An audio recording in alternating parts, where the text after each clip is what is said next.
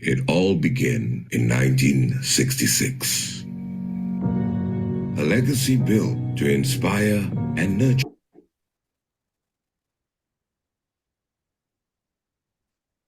future managers and leaders. Our dedication to professional excellence was deeply rooted in our hearts for Malaysia, providing an avenue for crucial conversations and networking amongst the public and private sector. We were the bridge for fluid collaboration between the two. Alumnus graduated to become the country's most successful and iconic professional leaders, forming a community that crosses boundaries, nationalities, languages, and industries to create a better way of doing business. The Malaysian Institute of Management was well on its way to greater heights. Breaking news. We are following news of a fire that broke out in Campbell Complex, Kuala Lumpur. The financial meltdown of 1997, Malaysia records its highest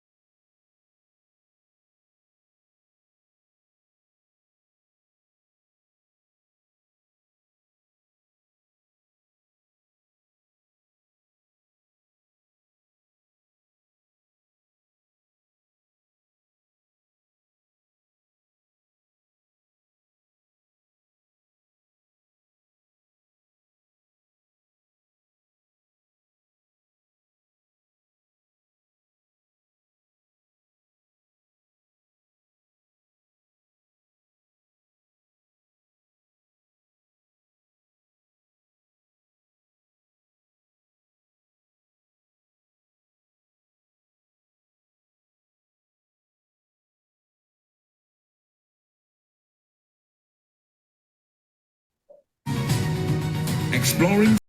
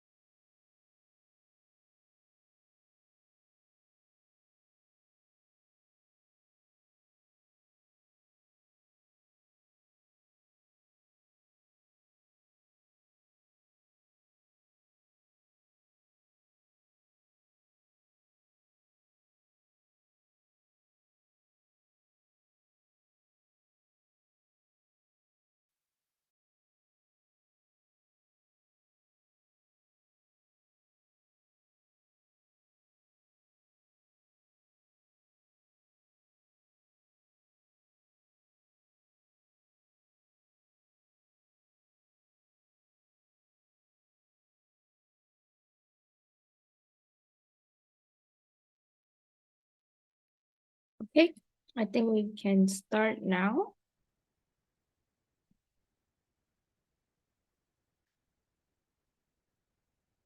Can everyone hear me? Okay. Okay, so good afternoon to everyone and a very warm welcome to everyone. I'm Jacqueline here from the membership department.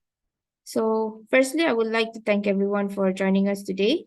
We had over 70 registrations for this CPD talk, and we currently have about 30 over of us joining in at the moment. Okay, so before I go on with today's talk, I'd just like to explain more on our membership. Okay, so MIM is a professional membership body with more than 1,000 members that consists of individual and corporate members. Some of the benefits you enjoy by being a member are exclusive recognition, exclusive discounts for MIM certification programs, exclusive discounts for MIM short courses, exclusive seats for MIM continuing professional development talks, which is currently where you're in now, the CPD talk. Also complimentary seats on MIM Crucial Conversation series, and exclusive discounts and invitations to MIM conferences events. Also, our MIM lounge will be complimentary of use for members, and you would also have exclusive discounts for training and our meeting rooms. So today's topic is Culture Eats Strategy for Breakfast, and we have Mr. Vasudevan as our speaker. Mr. Vasu is currently our fellow member, and as part of MIM's ongoing initiative, we're engaging our esteemed fellow members to share their experiences and impart their invaluable knowledge for the benefit of the membership fraternity. Mr. Vasu has been the marketing strategist for Panasonic Malaysia Industrial Sales and Marketing Division covering Southeast Asia and European markets.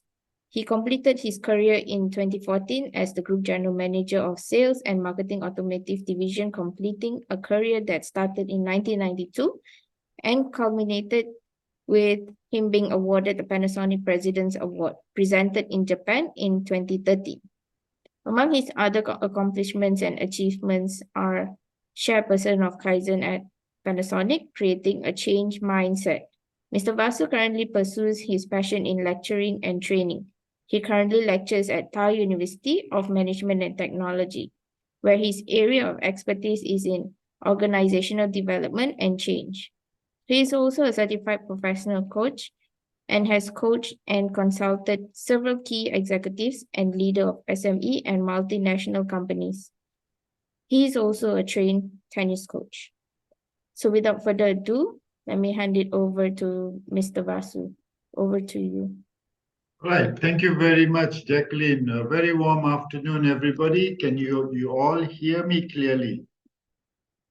Is there any issues? You can put it on the chat board and you can let me know. Just a couple of house rules, as this is an online meeting. So today's meeting is going to be online, as you know. And if anybody wants to say something, well, you can unmute yourself and you can even put it in the chat board, any questions that you may have, so that we can interact with each other a little bit. This is not a one-way street. Most of my sessions are very interactive. I might ask you for some participation. I might ask you some questions so that we all can share and learn something together for this afternoon. So this will take approximately an hour and a half to about 2 hours. It wouldn't extend beyond that. All right, so let's get started. Now, in 1967, almost 56 years ago, Peter Drucker coined this term, culture eats strategy for breakfast. In many of my previous speeches on this subject, we always started this subject with telling something very negative and ending the story with a story that is negative in its notion. Many of us would lead many companies, and we will develop many kinds of different types of strategies. But at some point of time, we feel that this strategy may not work and it's not working, it is not because that the strategy itself is wrong. It is the culture within that organization that unfortunately makes the strategy fail. So we have had in the Malaysian context, we have many great companies in the past. And these companies were high-flying companies and they were very successful way back in the 70s, in the 80s. But with poor leadership and with poor culture, these companies have taken a nosedive and they cannot recover. And this fundamentally stems from a very, very poor culture. So this is something that I have done a lot of research in doing my master's, in pursuing my doctorate. And we try to understand, how does culture play a role in a very positive way in turning around a company? So this afternoon, I'm going to talk a little bit about what is culture. Why is culture important in our organization? I'm going to talk a little bit about the 5 W's and, the 3 W's actually. There are originally 5, but we're going to talk about 3 W's and 1 H about culture. And we're going to talk about why do we need culture? What's the impact that culture, what's the big deal about having culture? And then we'll talk a little bit about creating a cultural framework. Now, we'll look at how do we actually go about establishing culture, changing culture, shifting culture, transforming culture within an organization. And finally, I would like to share a wonderful case study that I came about the Ford Motor Company in America. So this happened way back in the early 2000 years, but it's something that is very reflective of how culture can actually make a difference in your organization. So to start off with, maybe I can ask any one of you, you can even type in the chat board if you want. Can you see the slides? I had this Vincent Lim there. Can you see the slides now? Vincent? Yes, sir. Yes. You can see the slides, right? Any issues? Yes. Now can see you. Okay, wonderful. So before we begin, so maybe I'll throw a question to everyone. What is your understanding about the meaning of the word culture? Anybody wants to try to comment on this? Anybody? Yeah, can I just try? Yeah, please go ahead. Okay, I think to me, culture is the accepted practice, the so-called unwritten rules that supposed to practice in the organization, right? Over time. Over time. So the unwritten rules that are practiced within an organization over a period of time. Yeah, that's Correct. A fairly good reflection of what culture is. Anybody else want to contribute this conversation? Yeah, we have Syed Hanafi saying the way we do things around here. Well, that's another way of skinning the cat. Anybody else? Anybody? Culture is the glue that binds the people and the organizations together. Yeah, there are many, many definitions that we can all come up with. But one of the most crucial things that I realized and I understand from my research is we as human beings, individually, we have certain habits, we have certain beliefs individually. When you go into a company, you bring your habits, your beliefs, your values into a company. But when you mingle around with all of the people in your company, you find yourself that this company's got something that is different from my habits and my beliefs. And sometimes these habits are acceptable to you. And what you end up with is that you adopt an organizational culture. We independently, individually, we do not have a culture. We have habits and beliefs. But when you accumulate or aggregate people, then that belief that among all of you, that common beliefs among all of you, that creates a sort of a culture in anywhere that you go, within your family, within your society, within the school that you go to, within the university that you went, or even when you finally end up in the corporation that you work in. And that creates that kind of organizational culture. So what is culture? I am having some trouble with this. Okay. So culture is fundamentally a collection or an aggregation of your beliefs and the methods of interaction that create the environment of an organization.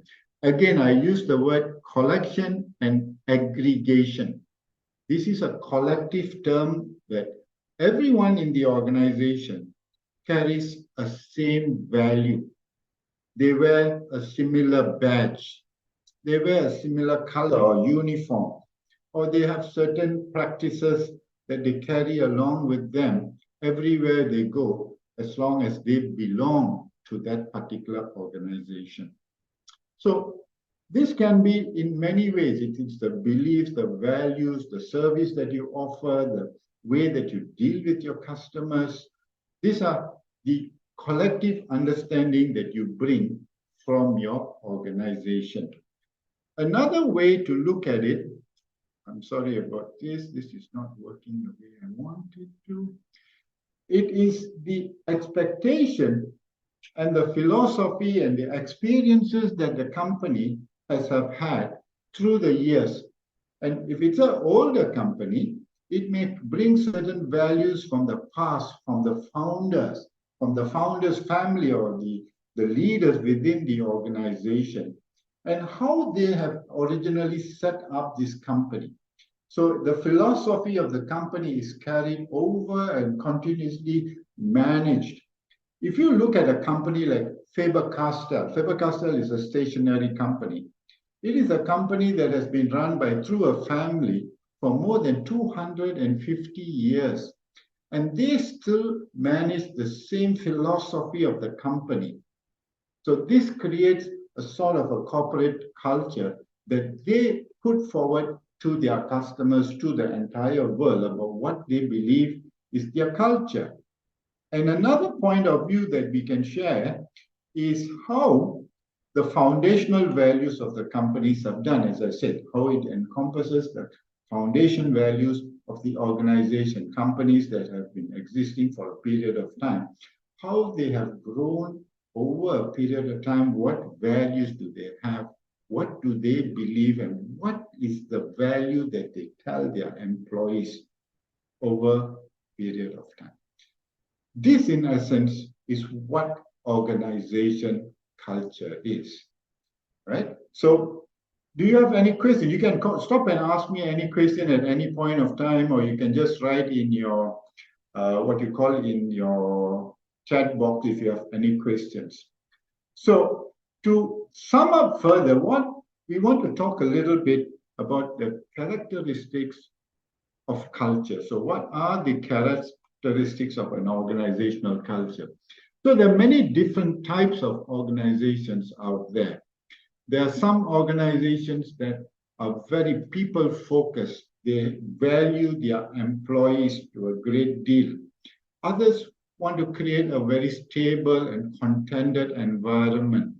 Others are focused on having good outcome, good profit, good looking at shareholder value. So different companies have different characteristics. Some are aggressive, some are passive, some are innovative, some are status quo, not wanting to change.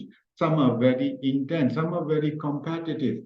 So different companies carry different characteristics of an organization. There is no one so-called defined characteristic that defines the culture of an organization. There's no definition that all organizations must have this culture.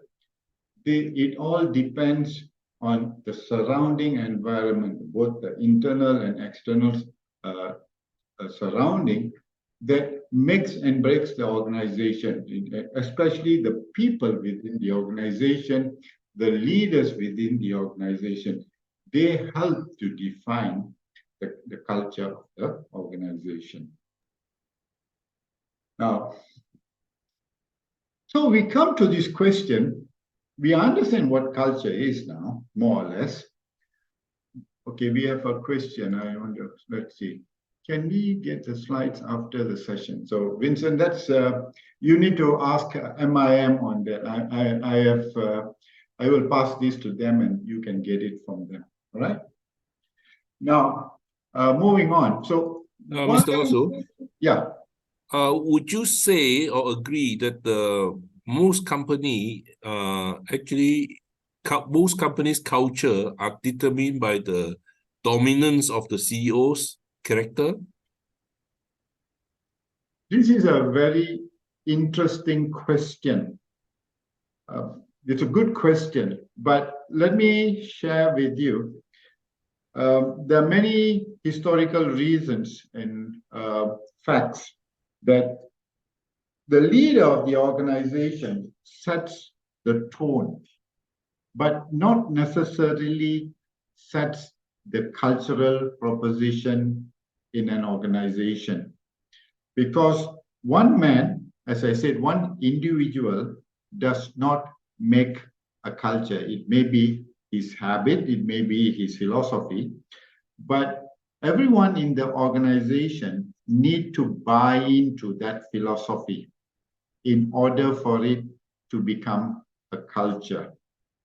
There are strong leaders. You will see a good example at the end of this speech. You will see a good example.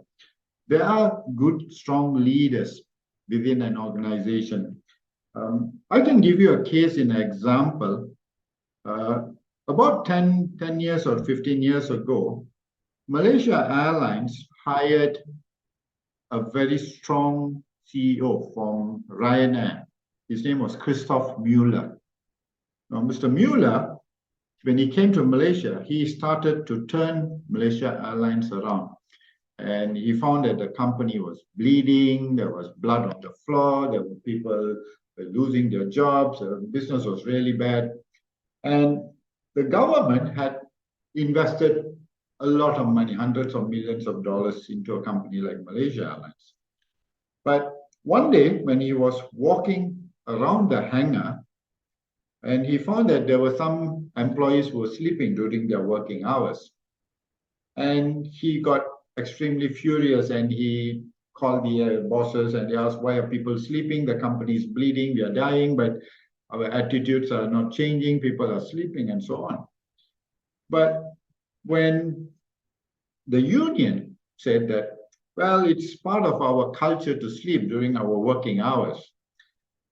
And that really was the final straw that broke the camel's back, so as to say, because he alone cannot drive a culture if the rest of the people do not have a buy-in of the culture. So I hope that answers your question in a nutshell. Does that make sense to you?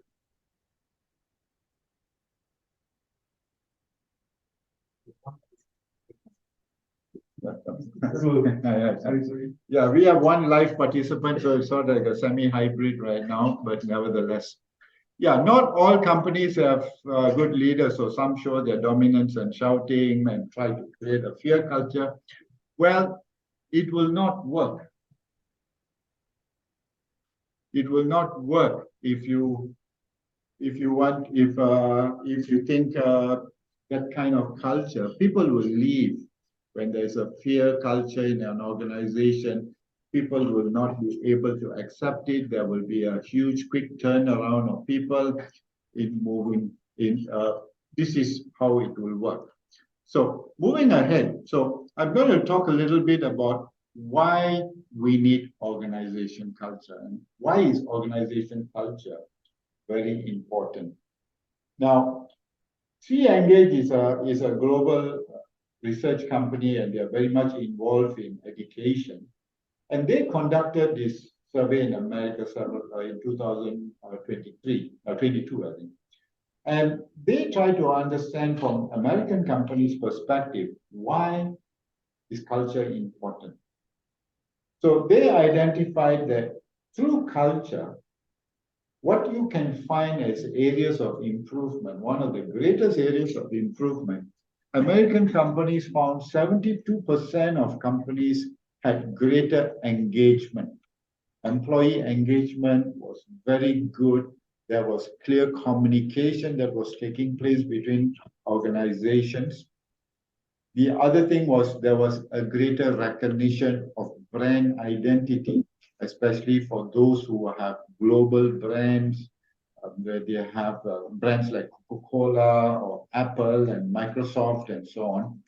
The identification of the employee to that brand is much more significant when you have a strong corporate culture. And when you have great brand identification, or the attraction becomes great to a name, to a brand or a company, it helps in managing your talent management. It becomes an attractive company. People want to go and work in such companies. There is a great sense of belonging. They create that engagement, a high involved company. And people love to be with that company, a sense of loyalty will be. And with this strong culture, employee retention also becomes easier. So companies don't lose employees. It's easier to have a long-term plan, a succession plan, a talent retention plan when you have a strong organization culture. And in this current global situation where we want to look for the best talent, what we call the war for talent, there is an ongoing war for talent. And every company wants to put it out there that we are a better company. And you want to hire the best people to come and work for you. But what happens if you don't have a strong culture? New employees today, they have a tendency to they are looking and they're researching prior to even getting engaged in an organization. So, me, right? Because they're doing some technical changes on my computer. All of you are okay? Everyone can see? Anybody have any issues? Please let me know. Okay, Yes, you. Okay, great. You can see the slides as well, huh? Okay. Yes. So as I was saying, so employee engagement, culture and organization culture becomes a very, very important precedent in a company to have. The stronger, the more powerful the culture in an organization helps you to make lots of improvements. It helps you to even elevate productivity because, of course, through employee retention, a greater engagement, you're hiring the best talents, you create a higher sense of belonging, and the employees will then be able to produce the desired outcome, the results that is required in a company. At the same time, because of such good culture, the organizations are able to go into a transformation at any stage, at any point of time, without having to go through a pitfall and try to raise up and having a power struggle and having conflicts within the organization, having people doing a lot of unhealthy activities. So it creates a solid team environment for people to be able to contribute in a very, very strong organization culture. And all of this will lead to good human resource processes where new employees, this is very critical. Many people don't realize how much damage happens to the organization when we do not have an effective onboarding exercise. When a new employee comes to a company, the first thing is, do I feel welcome here?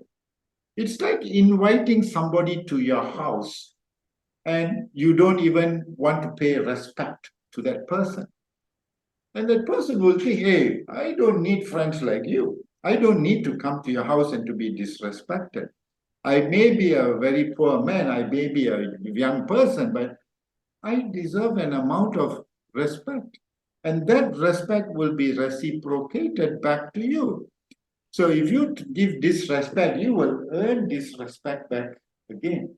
So when we onboard somebody, a young group of people coming to join the company, good culture is to tell you that, hey, come, welcome to our company.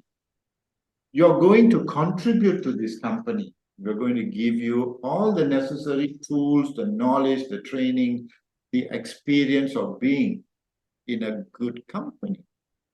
This is something that many companies do not put into practice. I've been to companies and in some work, and when a young guy comes and you put him in a room and say, please wait here, 20 minutes, HR people will come.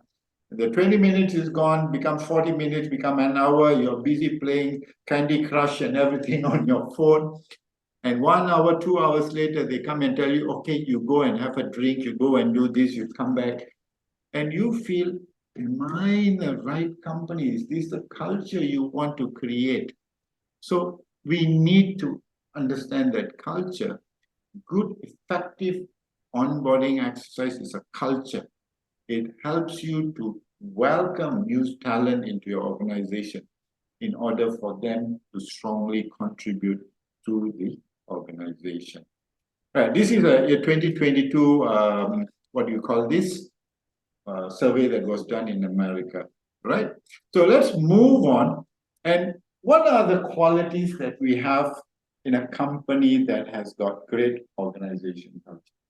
So this is common with many companies around the world. You may take it from Japan, you can take it in America, in Europe, in Australia, in Asia, anywhere. You will find that these are the common characteristics, right? The common qualities that great organizations have. The first thing is their culture is always aligned to the objective of the company, or the mission of the company, if you may say. If you take, for example, if you take Disney is a global company, and their mission, very simply, is make people happy.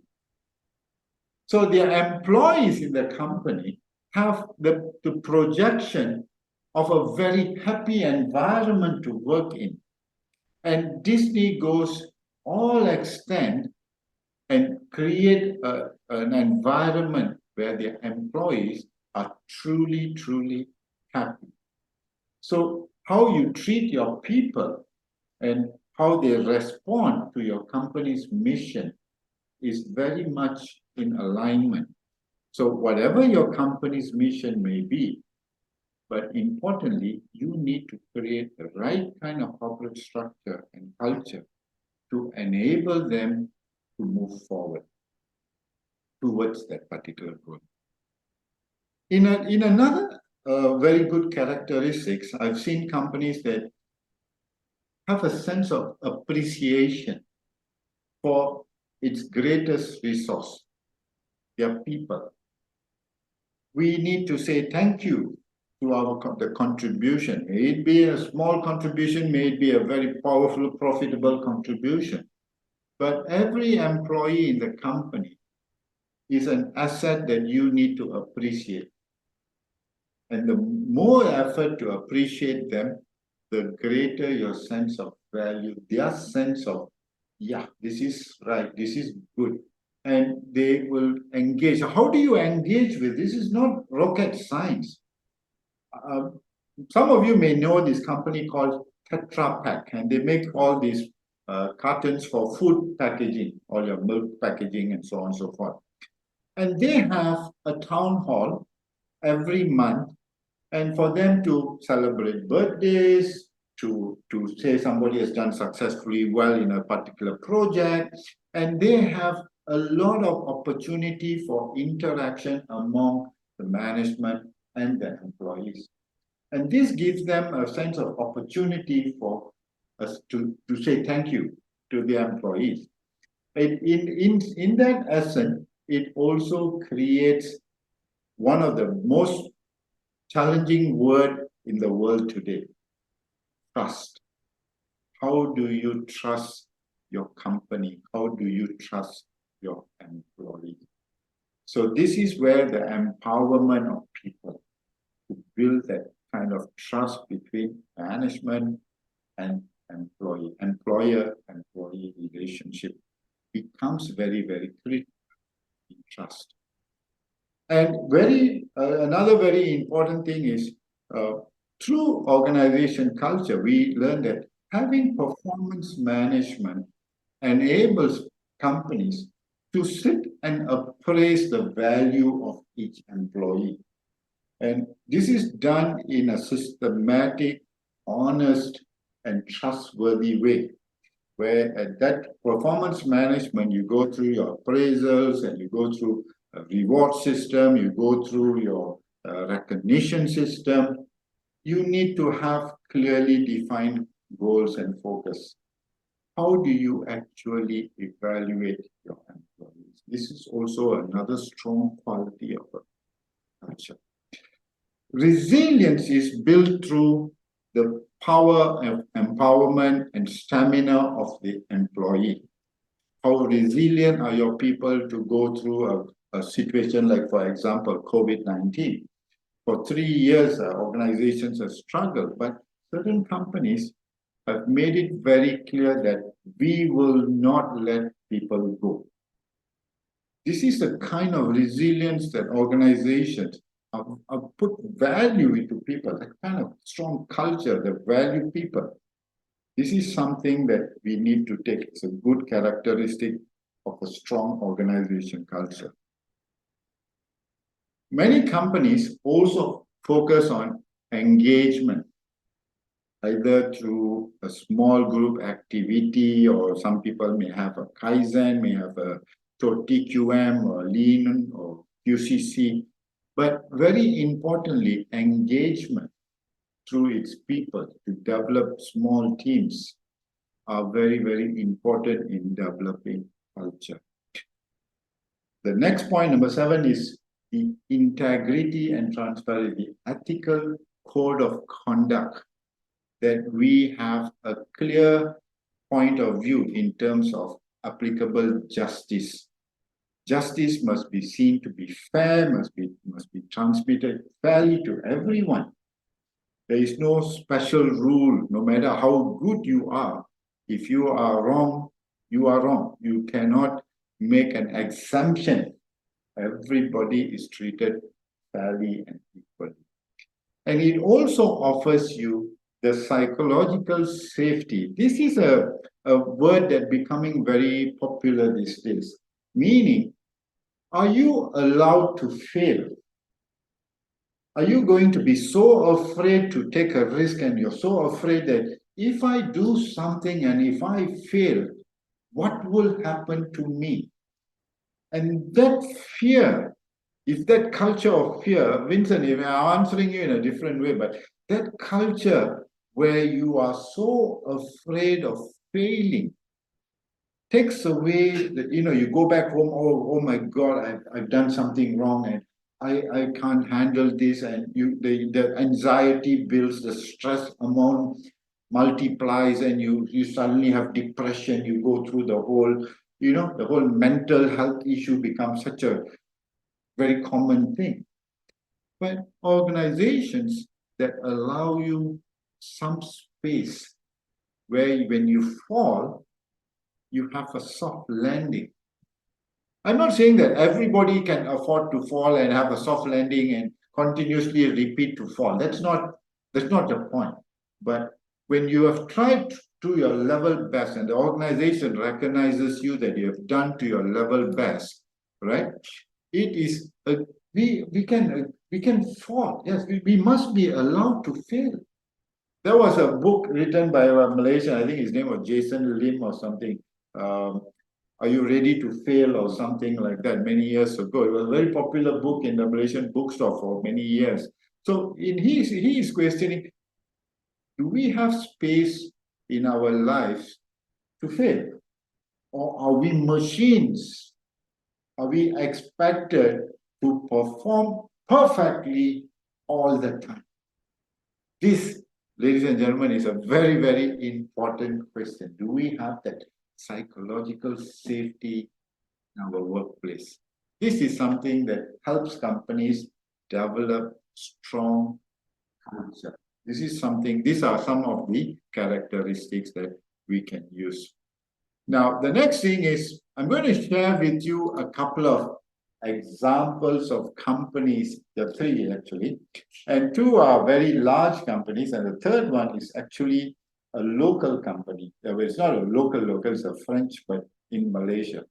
But let me start with one of the world's biggest company, as most of you will know, Microsoft. And the CEO, of course, it's not Bill Gates, but the CEO was in the late 90s, was a guy by the name of Steve Ballmer. And Steve Ballmer was a very, very, very hard person. He was in the cutthroat world of what you call this in IT industry, where the competition was very, very great. Steve Ballmer told all these people and he said that you have to prove your worth. You have to prove your worth. You must be able to contribute. Prove to me what you can do.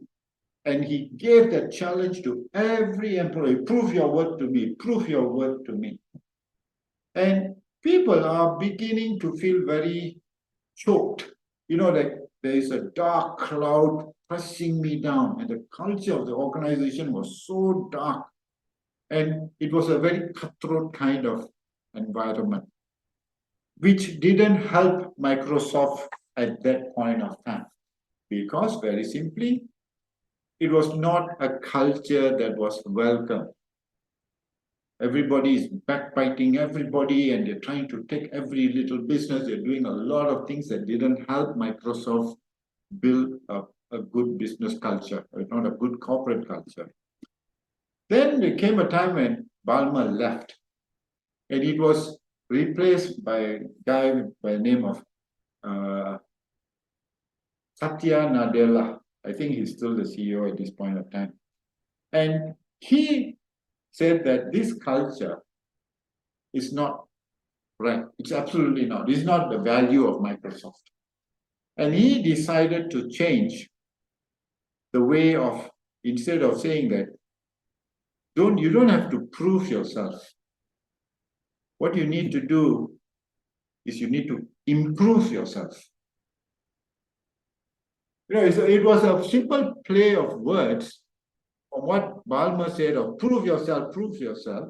Satya Nadella said, all you need to do is prove yourself, improve yourself, rather, improve yourself. And that really changed the way that Microsoft came and how the Microsoft grew, and everybody started to say that I can do better. I can become better. I am improving. And that changed the entire culture of Microsoft. And people grew. Yeah, as you said, Kuldeep, you said correctly. Satya Nadella promoted growth mindset among his people. Improve yourself. Thank you for validating that, Kuldeep. I really appreciate it. You know, so this is how great culture and great companies are developed. And that's done by strong leadership. And we'll come to that in a short bit. Now, the second company I want to share with you is a company called Salesforce. Salesforce is a cloud computing company in America. It's one of the largest company.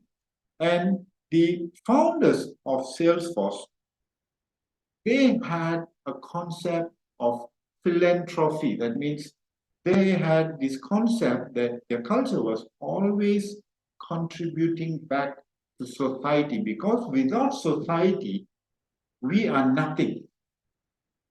The society is the one that makes the business happen, and we need to contribute back to society.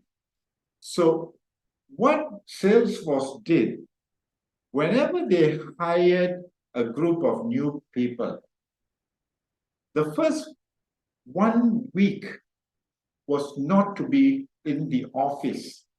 Rather, it was for them to go out there and do community service. It's paid community service, and you get 9 days paid days to go and do community service in a year. Every employee. Why? Because the philosophy and to return back to society, to inculcate that value that society is a very important part of our business proposition. And we need to respect society. And we need to build our humility. And this became the biggest, the culture in Salesforce became so valuable that people never left Salesforce. And the company was a Fortune 500 company. It's not a small kucing kurap company or what, but it became a giant of a company.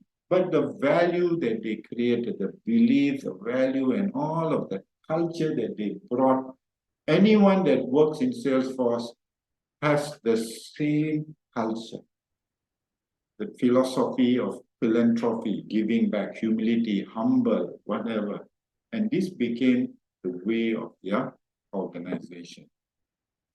The third example that I want to share is actually a French company that was in Malaysia from way back in the 90s.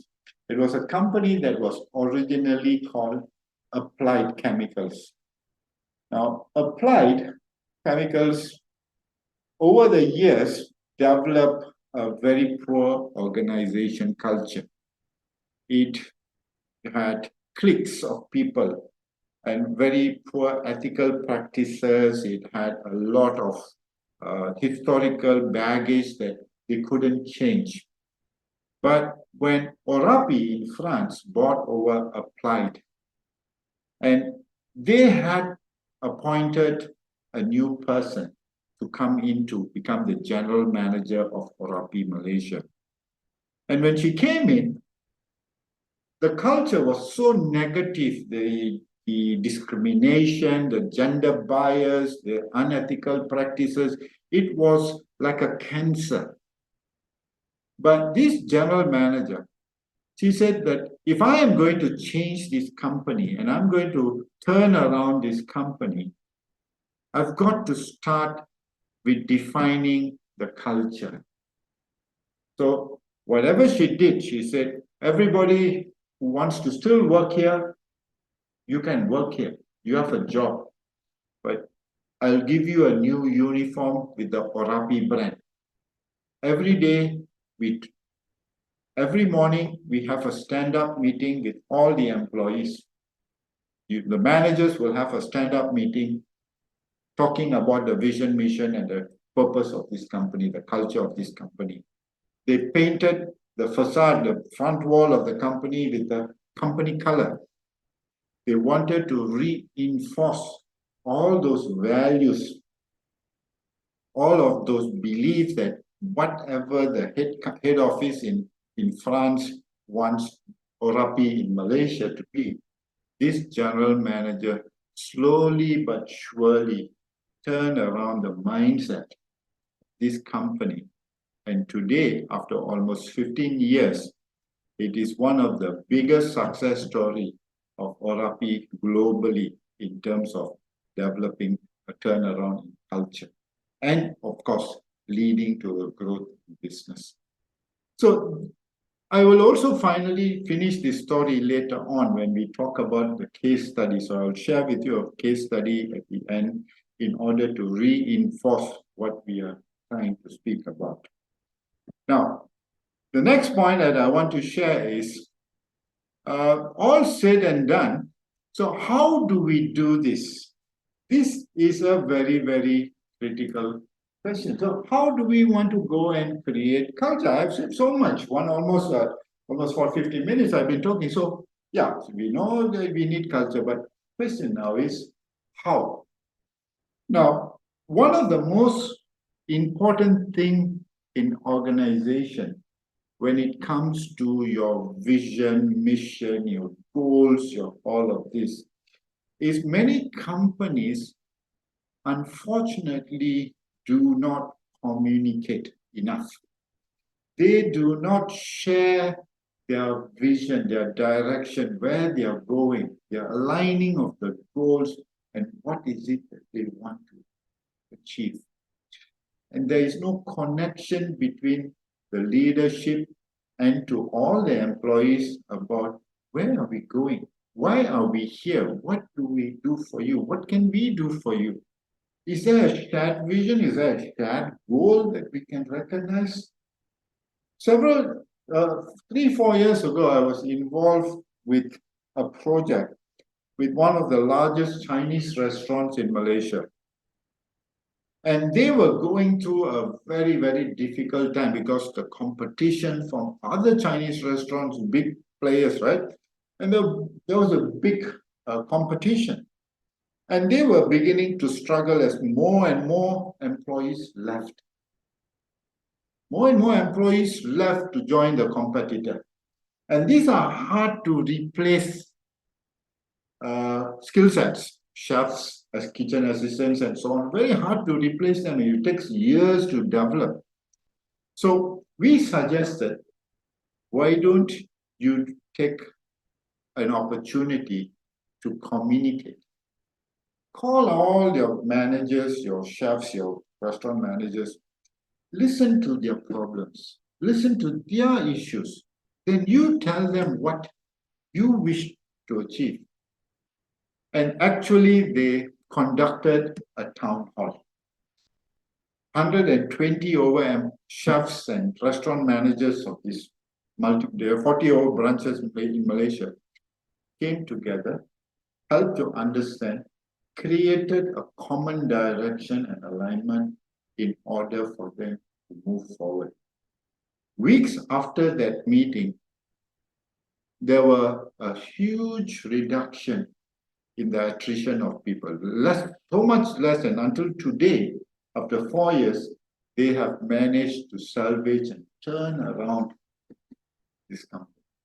So developing a shared vision is a very, very important part of this.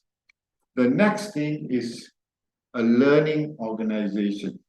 So Peter Senge was a very important part. He developed what we call the 5 dimensions: system thinking, personal mastery, team learning, shared learning, and so on and so forth, mental models and all that. So in an organization, we need to enable our employees and allow them an opportunity for continuous learning. Because through continuous learning, as your employees develop, a sense of belonging and a sense of loyalty builds together, because the employee self-improvement is generated through the company's goodwill. And they will reciprocate by giving you what is necessary. So this is an important part of creating that kind of culture, creating a learning organization. Yes, agreed to be a lifetime learner. Yes, very good. So continuous learning is a very good sign. And you need engagement. As I gave you a couple of examples, you need to be engaged. Engagement can take place in many forms. We can create many small team activities. You can have, in different companies have different terms that you can engage with. You can have a weekly get together, you can do bowling, you can go for yamcha, you can do many different things. But the important thing is there is a continuous engagement. And in a larger company, if you are in manufacturing and you have a large pool of employees, creating small group activities, UCC or TQM or Lean or Six Sigma and all of those kind of management structure or parallel structures in your organization enables you to create a greater employee engagement. And finally, this is something that we created in our organization. It's called oar. And oar is something that you use to row your boat. It gives you direction. When you're rowing a boat, you use the oar, the paddle, and it tells you where to go. It also means three very important words: ownership, accountability, and responsibility. The more ownership you share with your employee, the greater ownership they will take on. With greater ownership comes accountability, and they will also adopt the responsibility towards accomplishing your goals. When you have a culture of such nature, it will definitely set your organization in the right direction. They will row you into the next growth. This is how you are able to develop strong culture.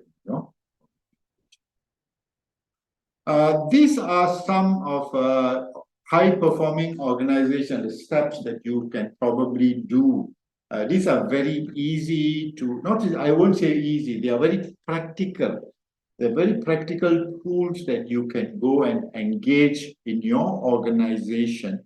They are not necessarily some things that you need to do as you can work at it independently also. You can take it as a step by step.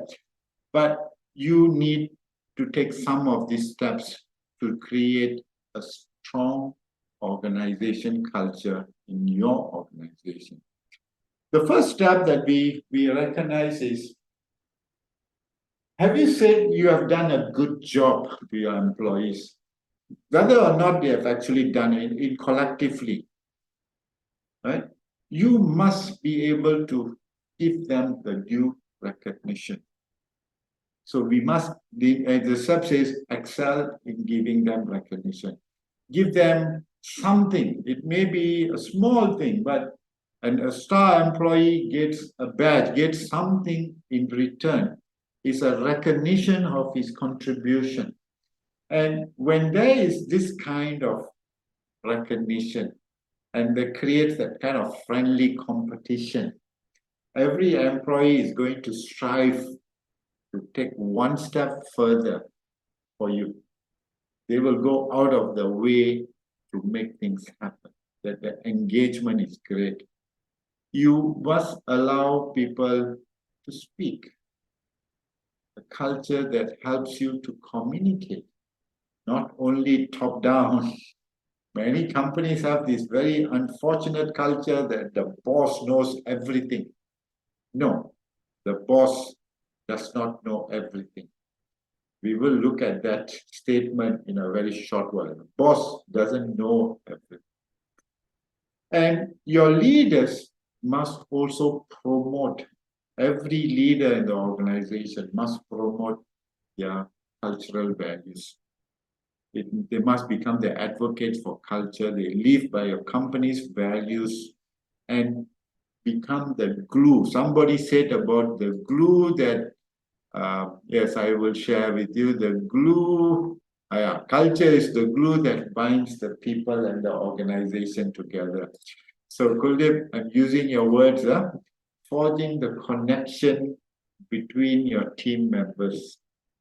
This is very, very critical in developing a good organization culture. As I said earlier, focus on learning and development, training and development. So this is very essential in this developing culture. When I said the story about Salesforce, that means when they come to work for the first day, they are asked to go and do community service from day one. That means they want you to recognize that this culture is something that we will talk to you and shout at you from day one. It is not something incidental. It is the way that we do things here. From day one, every employee is taught. First day of the work, we will do it this way. Right? So it's very important. And we need to communicate and create. Every employee is an asset. Everyone needs to be spoken to. How well do you create that experience is very, very critical. Even when people leave, many people tend to shut the door and slam the door behind us. It's the reaction that we get. But instead of having that reaction, the response is to close the door quietly. Give them the benefit of the doubt. Tell them that, yeah, this didn't work out. It's the right thing to do. Many people leave with emotional baggage, so on. Many companies don't want to have. They want to say, yeah, it's a good experience. We enjoyed. All the best moving ahead. So these are things that you could do. And I want to show you a framework where how do you shift your cultural values in your company. Now, in many companies, we invest in companies. We invest in machines. We invest in IT products. We invest in many different things. We invest in people. But I've very hardly heard in your business plan how much money or percentage of your money are you going to invest in your culture. Anyone here can have experience where the company in their financials they said investment on culture. Anybody? Hardly anyone, I would assume. I mean, because it's not something that many leadership people put focus on. But nevertheless, it is important as future leaders or current leaders to understand that in order for us to achieve those business plans, those financials, the sales growth, the shareholder value, and the returns on your investments, and so on and so forth, it is also how do you actually invest in your culture. How much to invest? How do you estimate the investment cost? Well, that is something that you need to develop and calculate. And you look at the nature and the size of your business. Where are you now? And where do you want to be? And how do you get from where you are to where you want to be in small incremental steps that I will show in my next slide. Yes, culture is hard to define in finance. So it is not a black and white. There is no percentage. It's something that you need to allocate. As you allocate for sports club activity. Oh yeah, you can allocate for sports club, but you are not allocating for culture, right? So Hanafi, Said Hanafi, what is your perspective for culture between private companies and public companies? Public means public listed or public means government companies? Said Hanafi. Just trying to get some clarity. GLCs. Yeah, okay. GLCs, private. Well, as I said, it's very dependent. Culture is very important. We all agree upon that. Private companies they make an emphasis on developing strong culture. If you look at the GLCs, I think more and more GLCs are also wanting to copy or trying to emulate. I'll use the word in a better way. They are trying to emulate the best practices that are being done out there by the private companies, or if not even within Malaysia, they are trying to emulate, copy, or even replicate success stories that have been done in other companies, because they realize that they need to embark on this journey to create strong culture. And then in the Malaysian context, it's a little bit more complex because GLCs or public companies may have political interference. They may have other agenda. They may have a political agenda. They may have all of those things, which clouds the capability of the company to become successful. Case in example, as I said, Malaysia Airlines. It's a very, very classic example, a company that was top in the world in the 70s and 80s. Everybody said, oh, Malaysia Airlines is the best airline in the world, a successful company in Malaysia, one of the greatest companies in Malaysia, right? But why did it get to where it is today? Because of interference and a lot of political maneuvering and so on and so forth. They could not create a strong organizational culture to support the strategy, right? So again, yes, culture is intangible, but its value, yes, it's immeasurable. Exactly. And we'll show you a case study in a short bit why we can again and again go back and tell you that culture is a very, very important part of the investment. More than the machine, more than everything else, if you invest in the right culture, you will get the best results. And you will save a lot of incidental costs, which you can even put back to your company, right? So we're going to move on. I'm going to show you this framework. All right, now this is the framework that many companies can use in order for you to develop when you're going to go back to your organization today and you want to say, why don't we invest in culture? You can create a small steering committee in your company. Talk to your big bosses and say, hey, why don't we create a steering committee? Have a guidance, have a vision or have a goal. What kind of culture? Or replicate a goal, borrow a goal from somewhere of a successful company. Get that vision, set it up. Have a parallel structure, as I said, the steering committee to guide the rest of the organization. Handpick selected nominees from various departments or divisions or whatnot.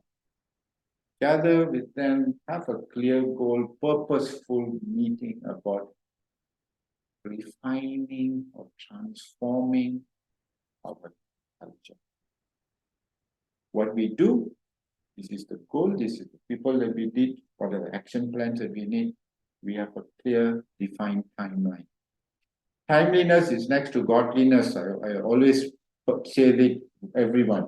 Timeliness is next to godliness. We pray every day, but we also must say the time gone is something that time you can never recover, right? So we have to have specific time. And in the modern world that we live today with artificial intelligence, the Internet of everything, the Internet of things and whatnot, we need to also digitalize this process. Digitalize by using handphone, by sending message, by putting up banners, but whatever ways that you can help to digitalize this entire process. And in the earlier part of today's discussion, I said that we need to display leadership, a top-down approach is necessary. That means the bosses, the top guys, must take accountability and ownership. They must come and say, yes, this is the way forward. And we want to get everyone's participation in driving this. And not only talk, it is also walk the talk. There are many companies where you have leaders that they'll come and they'll put their 2 cents worth and they are, yeah. But after that, they do exactly the opposite. And that's something that in civil service, in private, in government-linked companies, and also in private companies, we have this kind of very poor leadership. So we need to drive this display this leadership very, very, and we must engage with people. Engagement starts with having very simple activities. For example, in my experience, like I worked in a very large multinational, right? I was the Kaizen chairman for a 4,000 odd employee company. And we said, let's have a competition, badge design. So we had a badge design, we had a logo contest, we had banner contest, we had the participation, and we put big banners everywhere in the company. The moment you walk into the company, bang, it hits you in the head. Oh yeah, this is the program. Everywhere you turn, there's a program. There's posters, there's badge, you write your email, you have a signature, you must end with the slogan. Everyone, every day, it's like a repeat of the slogan of the improvement or the culture that you want to do. And it keeps hitting you again and again and again everywhere. You go, you visit your customer, the customer, hey, what's this? Hey, this is my company. You talk about it. And it creates that value. And it's an engagement. And everyone becomes involved. And this is where the value of this becomes clear. Because you create a culture, you create a greater engagement, you create improvement, you create all of those positive values that your company wants to achieve. And it just builds upon it. It doesn't stop because it's like a rolling stone. It's moving forward. And it becomes very difficult for you to stop it once it starts getting momentum. You need to have a clear, compelling reason where you're going, right? That comes from the leadership display. You need to have reward and recognition for small successes. And you go through that plan change process. That means you need to collect your necessary data, you need to diagnose your changes, you need to develop interventions and solutions, designing and developing a solution, action plan implementation, monitoring feedback, the whole cycle of the plan change process. When you go through this whole development framework, it's not very costly. It is not a huge cost. And the fundamental thing about this is the returns are many times over. The savings of cultural transformation is many times over the return of investment. Not like a machine, not like IT, not like anything else. It is the mindset. The moment you are able to make your company employees believe in this company, have a sense of value, have a sense of belonging. This is what the company will get back in return. Right? So this is a framework that we use in many cultural transformation, cultural change, cultural investment into a company. This is a model that you can actually put into practice in your organization. Which brings us to a very interesting case study. This case study is about an American company which most of you will know. It's a company called Ford Motor Company. Now, Ford Motor Company, they were the first car manufacturer to create an assembly line way back in 1904. Henry Ford created the Model T and he built it in an assembly line. But the fortunes of Ford have changed tremendously. So I'm going to share a little bit about the chronology of events that took place in Ford until they created this situation. In the 1920s, Ford was the #1 car manufacturer in the world, and it had 56% of the world's market share in the Model T and all. In the early days of automotive, of course, the Germans had their Daimlers and the Benz and the General Motor was there, but Ford was the great winner in the early, before the World War I and all that. And this company, they survived many difficult situations. They survived the World War I in 1917 to 1920. They survived the Great Depression in the 1930s. They survived World War II. And they were still making cars. They were still the world's top car manufacturer at that point. They created Ford in the UK, all over the world, they started creating Ford factories. And they had the best days, the 80 days of the 60s, the 50s, 60s, when the American economy was flying, oil was found everywhere, people were booming. It was the boom time for Ford in the 50s and 60s. And then came the oil crisis in the 70s. Oil price went up tremendously. And the Japanese makers were coming around. The Japanese, and then also some Korean eventually. Then now we have the Chinese, and now we have so many other guys coming around. And the oil prices, and Americans loved big cars. The Ford cars were big. They were guzzlers. They took a lot of petrol to run in. But Americans loved it. That's the American culture. But they began to feel the pressure from the 70s. And then came the difficult times of the 80s and so on and so forth. Japanese car makers were making cars in America. They paid lower wages. The cost was lower.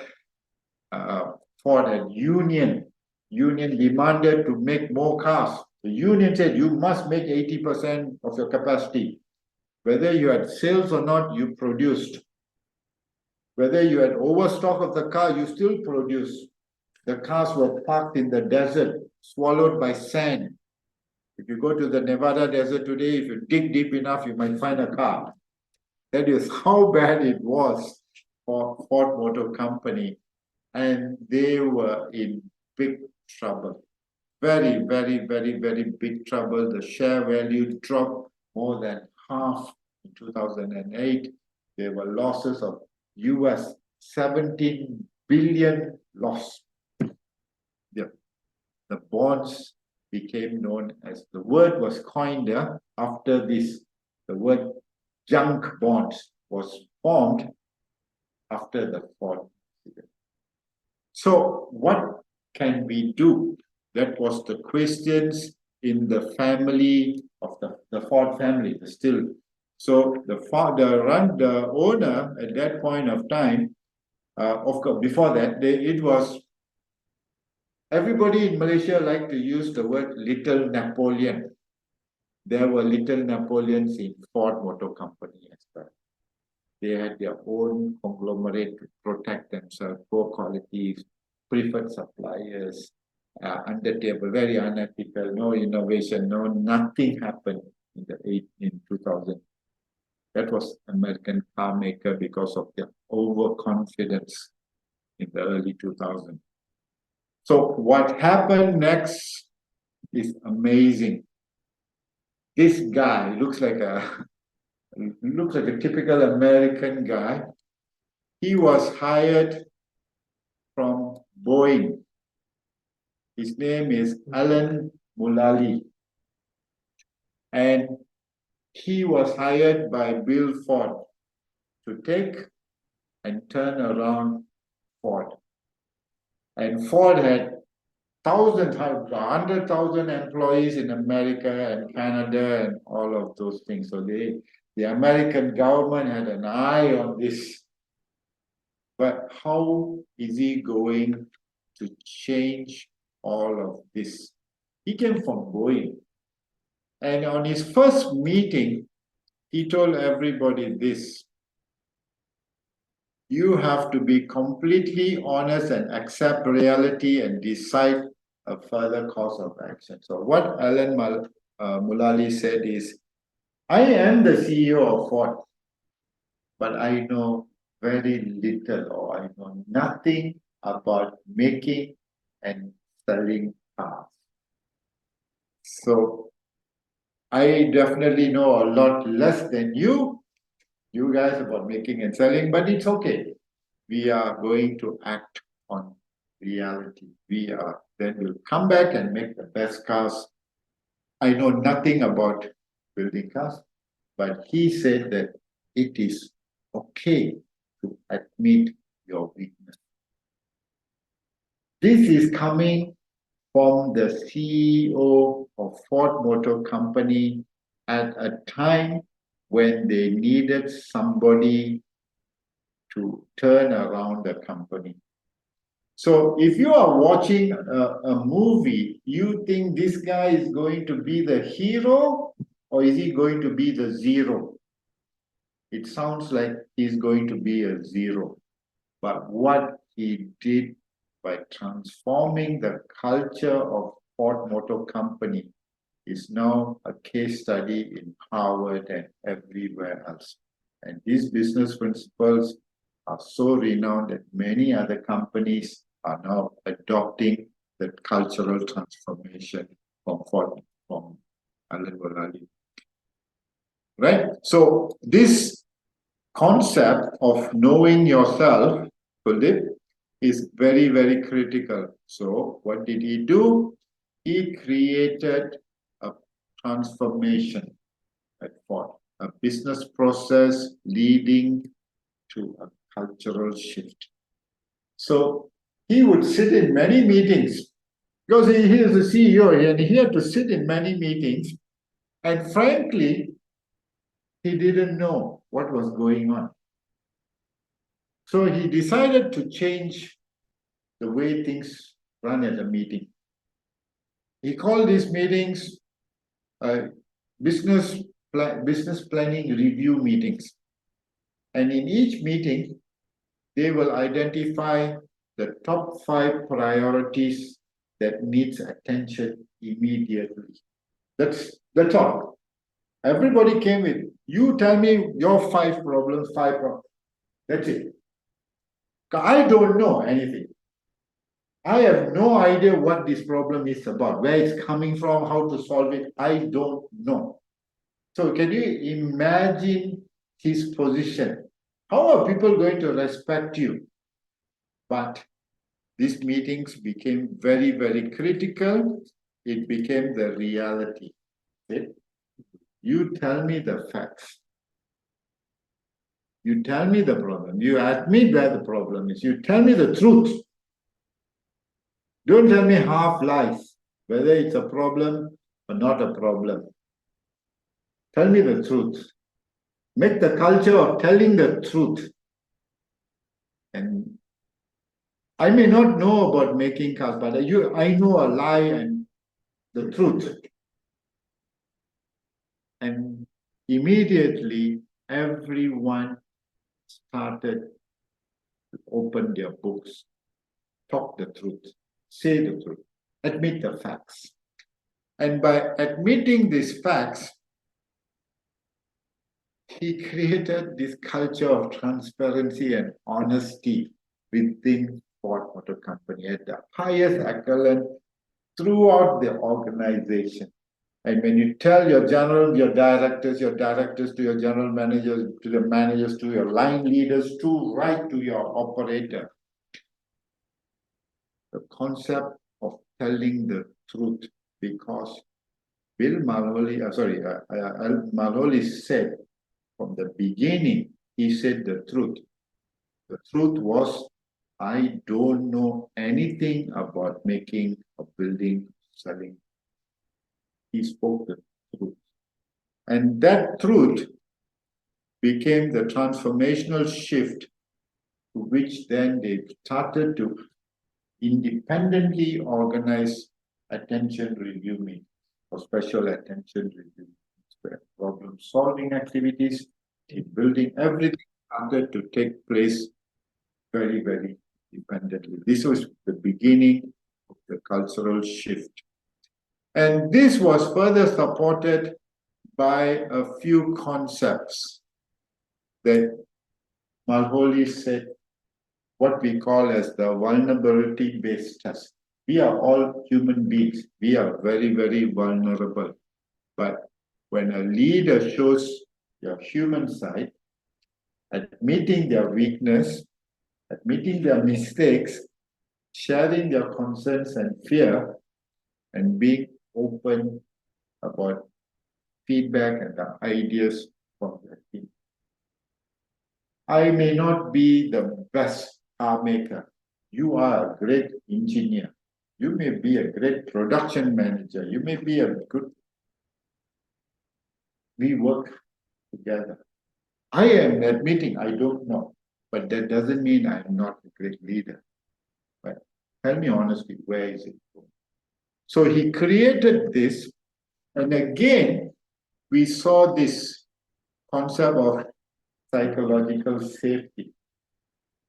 So where this is a place now you allow people to empower them, to give them the right opportunity for you to go and do whatever you need, even if you fail, but I empower you with your ability to even fail.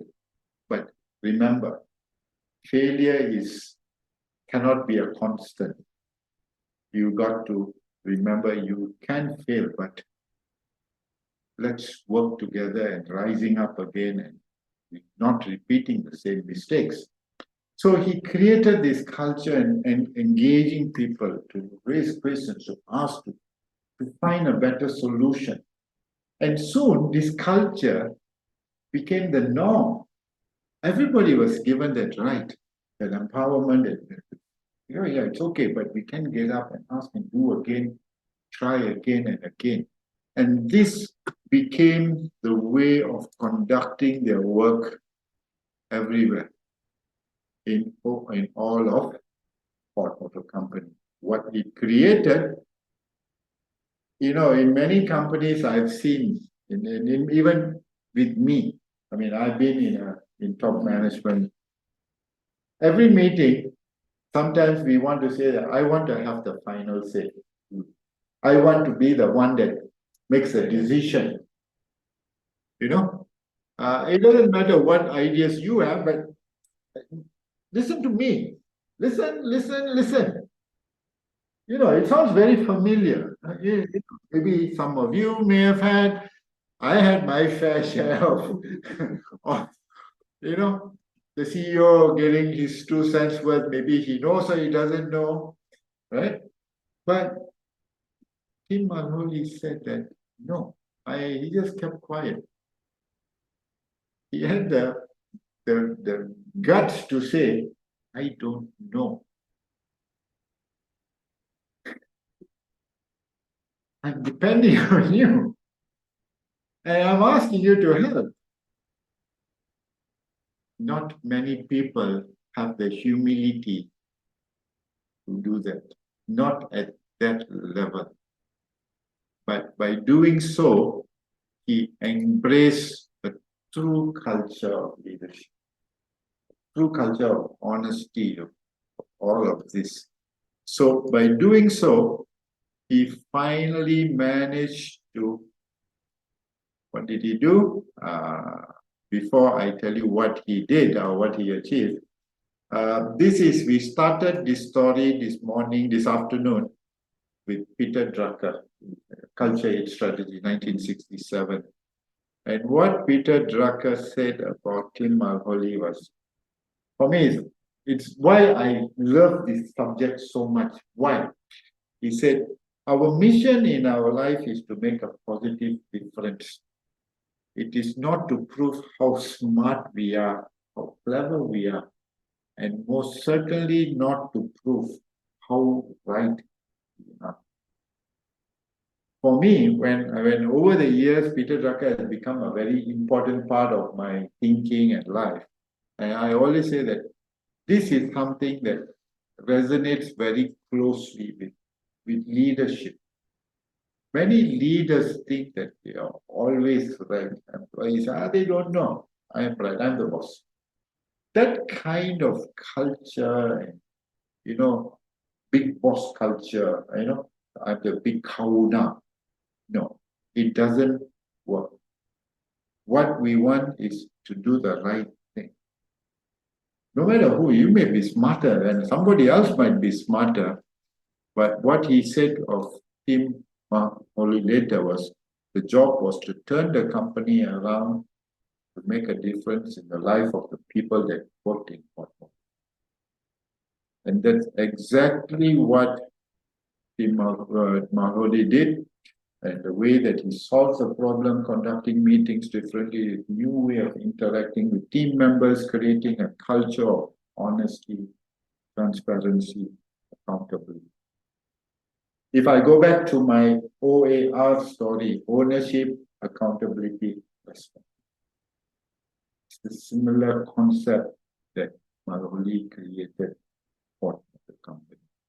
So what happened after that, he also did something very, very brave. He got rid of toxic culture. What is this toxic culture, these bad things that can happen in any organization? No tolerance for bad leadership will come with it. No, you can't do. That concept, no, we cannot do. Some people love to come and say, no, we cannot do it. No is no, and they tell you half truths or half lies or full lies, and there's no transparency. There's always an excuse that will create another excuse. You dig one small hole, you create a bigger hole to cover the small hole, and you create a bigger hole. All of those excuses are no longer valid in court. There is no time for you to protect your department. There is no such thing as silos. There is no such thing as I want to protect my job. I want to protect my people's job. No, there's no such thing. It's there are no egos, there are no politics, there's no silos. Everyone is equal. Be honest. Be open. Tell me the truth. Be frank. Tell me the problem. Be transparent. And that's the culture of Ford Motor Company over the years. There was no time for poor leadership that leads collateral damage in terms of trust, relationships, accountability, and focus. Right? Poor leadership creates negative consideration, trust, negative consideration in accountability, responsibility, ownership, performance. These are the things that drive down culture of company, drives down the performance of the organization. All of this was eliminated, and one important thing. No matter how good you are, you may be the best in the world, but if you do not set the right culture, you do not set the right example, you do not deserve to be here. That's the principle of. So over the years, so after doing all of this, he created the 10 principles that help the company to turn around. I'll share that with you. At the end of the day, it's just not a leader, no, but how you connect with your people. Yes, exactly. Adaptability, collaboration, honesty, truth, all of these things really, really make a difference in developing a strong culture. Thanks, Hanafi. So where are we now? So we are almost at the end of our subject. So how did he turn this around? What were the rules? Very, very simple. He put people first. Because people are the greatest asset, not only of a company, but people are the greatest asset of a nation. So you need to put emphasis on developing people. Everyone is important. Every layer of employees. Your suppliers are important. Your sales channel is important. Your service channel. Everyone is included and important. Earlier, I said you need a clear, compelling vision. Where do we take you? Clear goals. Everyone must have a clear goal. One plan. One plan. That's it. There is no plan B, no plan C. One clear, compelling plan. Right? Supported with facts, data, figures, well diagnosed, well researched, find a way, always have a way to find and solve a problem, respect, listen, appreciate all those things that we did.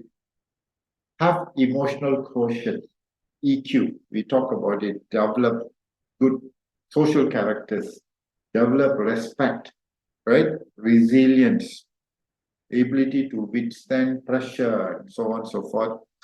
And at the end of the day, never forget, this is only a job. You enjoy yourself for this journey. It's only for a short while. Okay?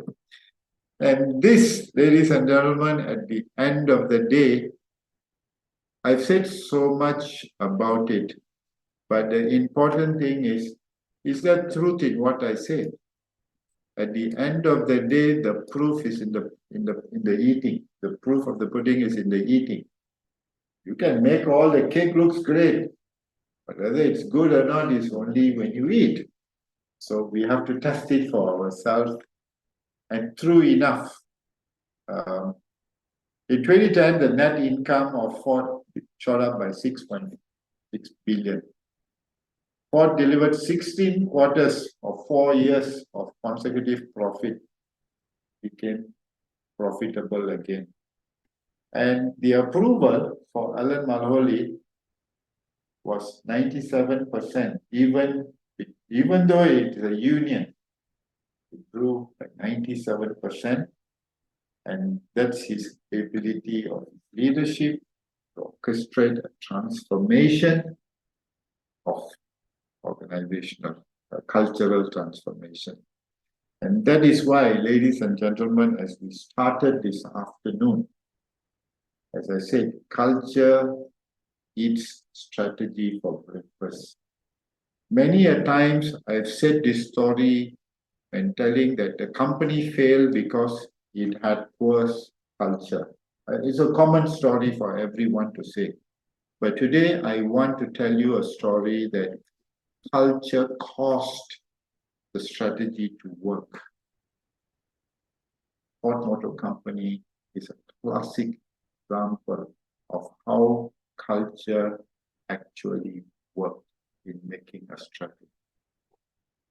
Right? So, but nevertheless, never forget that at the end of the day, culture will lead its strategy. Okay? Do you have any questions? Anyone, any questions? I am more than willing to answer those questions. Maybe we still have about 13, 15 minutes. Yes, Mr. Wasu, Vincent here. Yes, Vincent.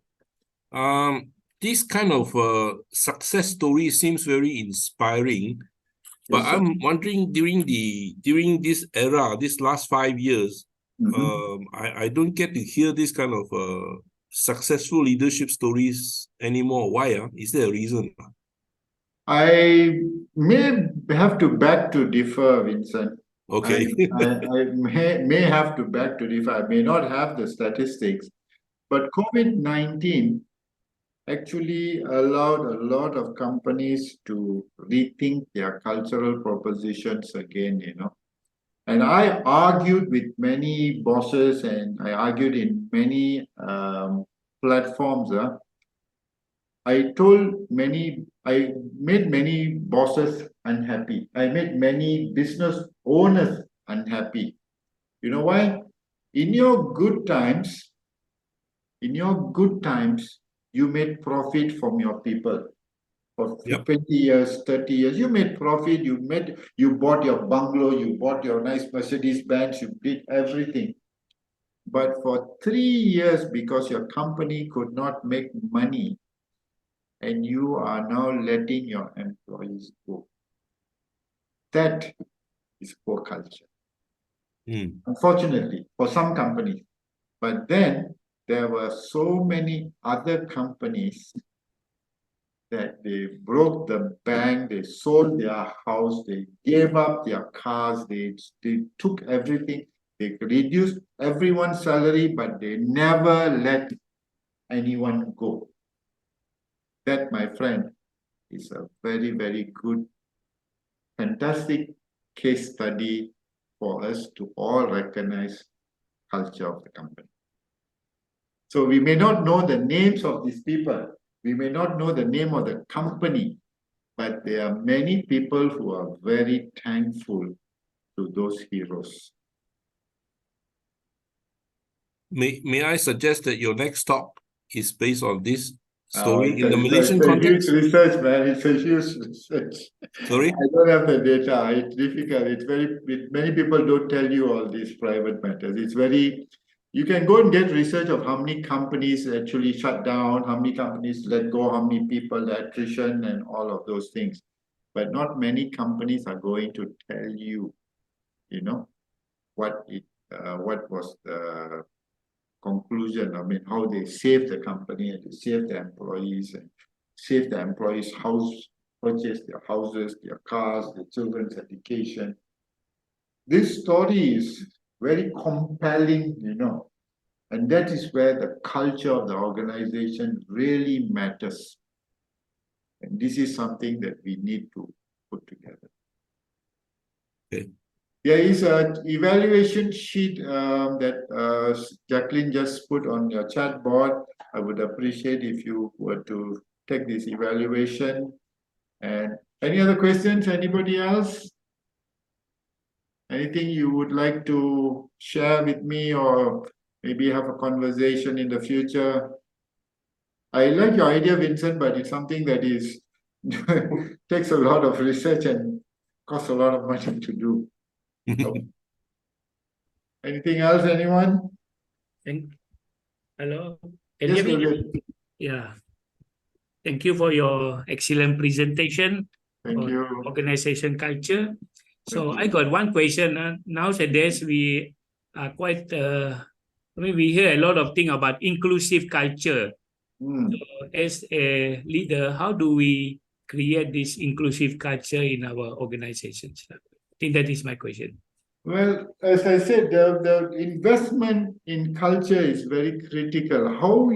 What you define as inclusive or what you define as transformation of culture, the most important thing is what is the company doing to invest in culture, in inclusivity, in diversity, in so many things.